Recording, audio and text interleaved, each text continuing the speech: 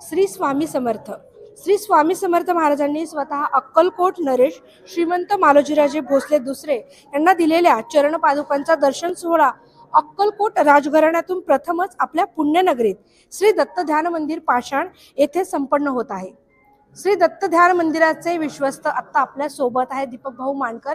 आपण त्यांच्याकडून जाणून घेतोय नक्की त्यांना कसं वाटतंय आणि त्यांच्या आजच्या भावना काय आहेत.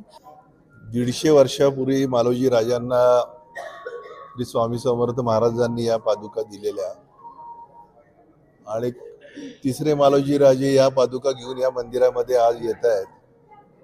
हे या मंदिराचं नाही तर आपल्या सगळ्यांचं भाग्य असं म्हटलं तरी काही चुकीचं ठरणार नाही. अंतरात्म्यामध्ये परमेश्वराची ओढ जर असेल तर पाहिजे ते परिवर्तन जीवनामध्ये होऊ शकतं. आणि मालोजी राजांना मी जो उपक्रम त्यांनी हातामध्ये घेतलेला आहे त्याला मनापासून शुभेच्छा देतो. 108 फुटाची स्वामी समर्थांची मूर्ती ते उभी करतायत अक्कलकोटमध्ये. त्या ठिकाणी लोकांची राहण्याची व्यवस्था काही ठिकाणी करण्यात येणार आहे. हॉस्पिटल त्या ठिकाणी करतायत. म्हणजे येणारा जो भक्तगण त्या ठिकाणी आहे तो कुठल्याही सुविधेपासून वंचित राहता कामा नये ही भावना त्यांच्या मनामध्ये निश्चितपणे आहे. आणि एक लक्षात ठेवा, परमेश्वर कोणाच्या हातनं कर्म कसं करून घ्यायचं हे स्वामी महाराज निश्चितपणे ठरवतात. आणि हे कर्म आता मालोजी राजांच्या माध्यमातून निश्चितपणानं उभं राहणार. परंतु या मंदिराला आता साधारण 20 वर्ष महाराज होत आहेत.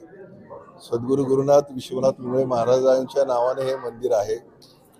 आणि एक याचा आनंद आहे की आज नरसिंह सरस्वती महाराजांची जयंती देखील आहे. त्यामुळे हा योगायोग आहे. आपलं असं काही ठरलेलं नव्हतं की आजच्या दिवसामध्ये हे करायचं, परंतु अचानक हा योग आलेला आहे. आणि हे जे उद्दिष्ट तुम्ही उराशी बाळगलेलं आहे ते स्वामी समर्थ तुम्हाला ताकद देतील. आणि स्वामींनी सांगितलंय की भिवू नकोस, मी तुझ्या पाठीशी उभा आहे.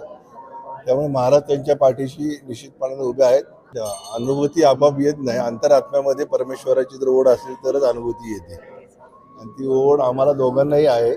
मालोजी राजांनी मला आहे. या ठिकाणी येणाऱ्या प्रत्येकाच्या मनामध्ये महाराजांविषयी असणारं प्रेम आहे. आता आपल्या सोबत मालोजी राजे भोसले तिसरे हे देखील आहेत, संयुक्त राजे भोसले.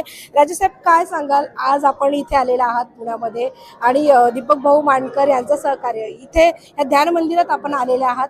नक्की काय, कारण 150 वर्षानंतर ह्या पादुका इथे आलेल्या आहेत आणि आपला अनुभूती हा प्रोजेक्ट काय सांगाल. तर 150 वर्षामागं निघायचं तर भाऊंनी सांगितलंच आहे. त्याच्या मागचा हा पादुका काढायचा उद्देश असा होता की आपल्याला अनुभूती हा प्रोजेक्ट जास्तीत जास्त लोकांपर्यंत पोचवायचा आहे. आणि स्वामी भक्त म्हणल्यानंतर ती एक फॅमिली होती. आणि जो कुणी भक्त स्वामींना वाहून जातो ती एका फॅमिलीचे मेंबर्स असतात असं मी समजतो. आणि ह्या दौऱ्यामध्ये मला हे खूप जास्ती फील झालेलं आहे. आणि महाराजांची लीला खूप वेगळी आहे. ते गोष्टी घडवून घेतात आणि घडवून घेतात. आणि तसंच मला दीपक भाऊंना पण भेटवणं पण त्याच्या मागं पण काहीतरी कारणच असणार आहे. आणि जसं त्यांनी आपल्या प्रोजेक्टला खूप शुभेच्छा दिल्या आहेत आणि त्यांचा पण पाठिंबा असल्यामुळे मला आणि महाराजांचा प्रोजेक्ट असल्यामुळे मला काही टेन्शन नाही त्या प्रोजेक्ट.